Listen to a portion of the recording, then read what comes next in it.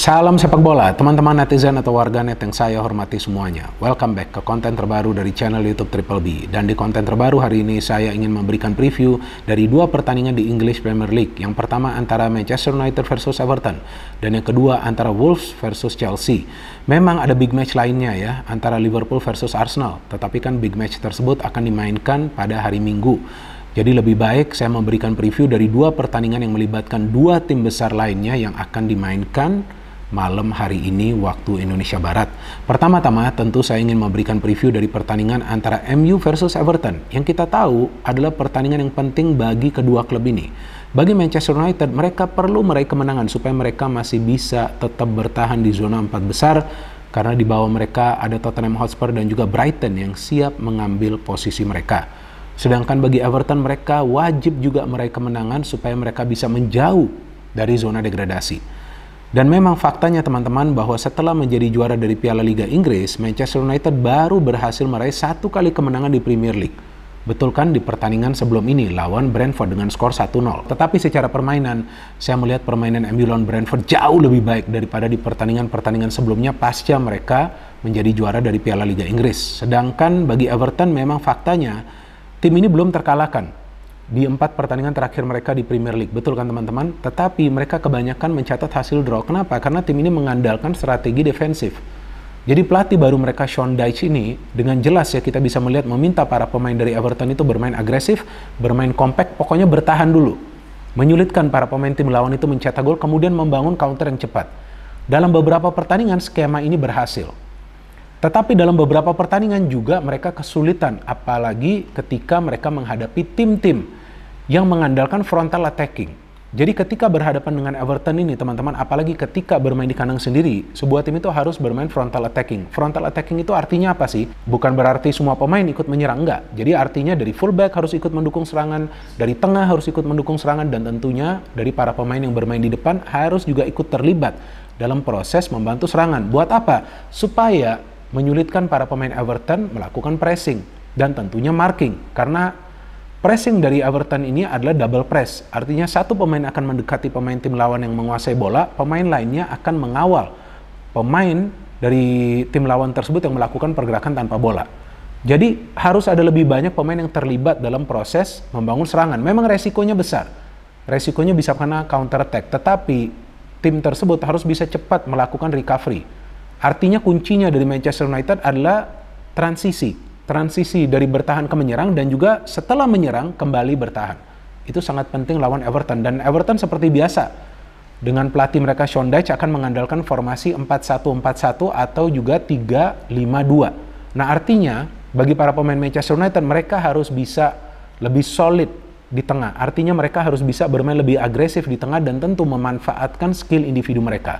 Dalam hal ini saya pikir Anthony akan menjadi pemain yang bermanfaat. Dan memang lawan Brentford kita melihat dia bermain sangat baik ya. Bukan saja sebagai individu tetapi juga secara kolektif.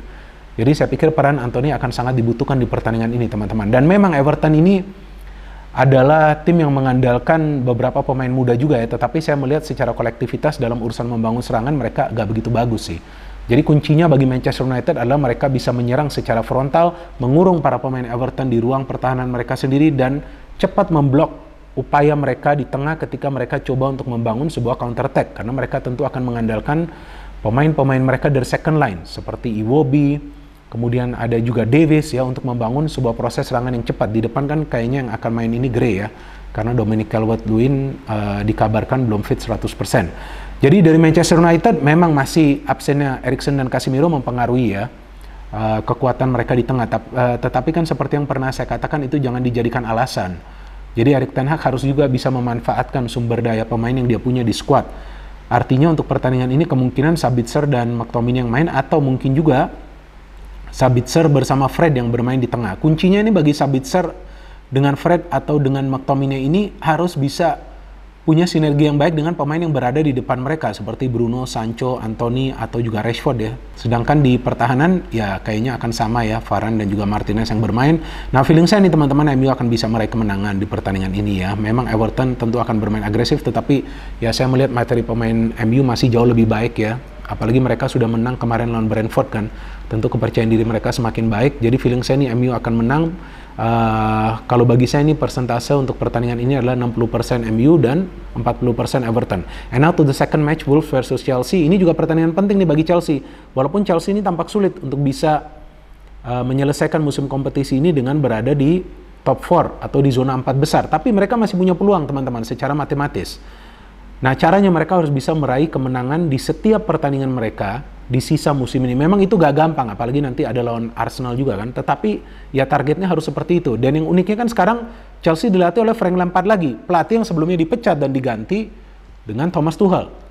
Ya tampaknya bagi manajemen Chelsea lebih baik mereka menunjuk untuk sementara ya pelatih yang sebelumnya pernah menangani Chelsea seperti Frank Lampard yang juga adalah mantan pemain dari Chelsea. Diharapkan para pemain Chelsea ini ya bisa juga lah turut dengan strategi nanti yang akan diterapkan oleh Frank Lampard, karena tampaknya ketika ditangani oleh Graham Potter para pemain juga gak bermain disiplin ya.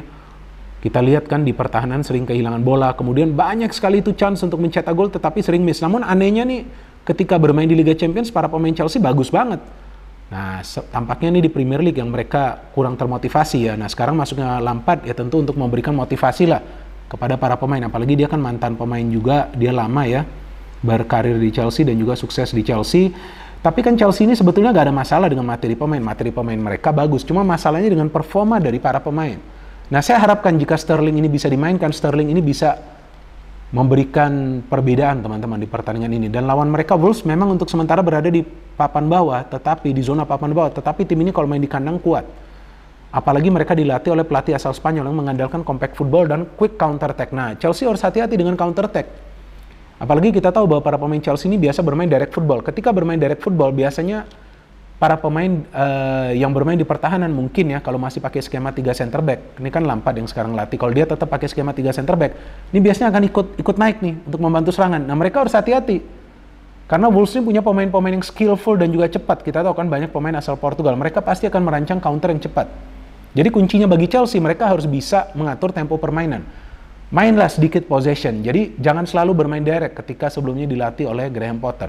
Main sedikit possession, pancing para pemain dari Wolves keluar dari posisi mereka, baru kemudian membangun sebuah serangan yang cepat. Biasanya, kalau ada pelatih baru masuk, biasanya tim tersebut akan bisa mendapatkan hasil akhir yang positif. Nah, feeling saya teman-teman Chelsea akan bisa meraih kemenangan di pertandingan ini. Kalau bagi saya persentase untuk pertandingan ini adalah 45% bagi Wolves dan 55% bagi Chelsea. Karena ya dari segi materi pemain Chelsea lebih unggul, dan sekarang dengan adanya pelatih baru tentu para pemain Chelsea akan termotivasi untuk menunjukkan bahwa mereka layak diberikan kesempatan untuk masuk di starting lineup. Dan sejauh ini saya melihat teman-teman peran dari Kovacic ini sangat penting. Jadi saya melihat di antara pemain-pemain lainnya Kovacic adalah pemain yang dalam beberapa pertandingan ini bermain konsisten. Artinya peran dia dibutuhkan kali ini di tengah karena Wolves juga bermain sangat agresif. Dan saya harapkan kali ini para penyerang Chelsea siapapun itu nanti yang diturunkan bisa melakukan finishing. Kuncinya itu finishing aja. Jika finishingnya bisa bagus ya udah kemungkinan besar Chelsea itu akan meraih kemenangan. Karena sebetulnya dari segi permainan ketika masih dilatih oleh Graham Potter dalam beberapa pertandingan terakhir Chelsea itu mendominasi jalannya pertandingan, tetapi mereka kan harus bisa mencetak gol. Nah itu masalahnya bagi Chelsea. Tentu yang diharapkan sekarang dengan adanya Lampard, dia bisa memberikan kepercayaan diri kepada para pemain Chelsea supaya finishing mereka semakin baik. Jadi itu dia teman-teman analisa yang tadi saya berikan. Yang pertama saya unggulkan MU untuk menang, dan yang kedua saya unggulkan Chelsea untuk mendapatkan hasil akhir yang positif. Kalau bisa menang, kalau enggak ya kayaknya hasil seri. Jika Chelsea kalah lagi, wah semakin pusing tentu ya manajemen dari Chelsea. Ya namanya juga prediksi kan teman-teman. Bisa juga benar, bisa juga salah. Nah, prediksi dari teman-teman seperti apa? Silakan kalian bisa memberikan komentar kalian di kolom komentar di bawah konten ini. Dan untuk pertandingan Liverpool versus Arsenal, besok saya akan membuat previewnya. No hate, no politics, only football. Salam sepak bola.